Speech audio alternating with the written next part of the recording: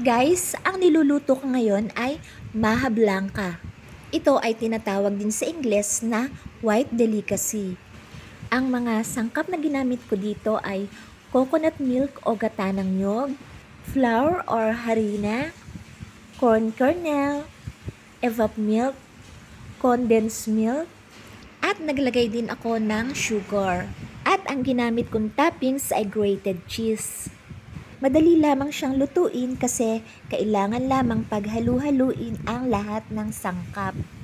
Ang medyo mahirap lang na part ay yung hindi mo siya titigilan sa kahahalo hanggang sa maluto.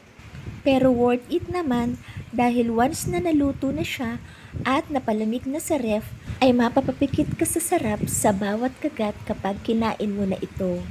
Ako kasi sobrang paborito ko ito. Kaya tara na, tikman na natin to. And thanks everyone for watching.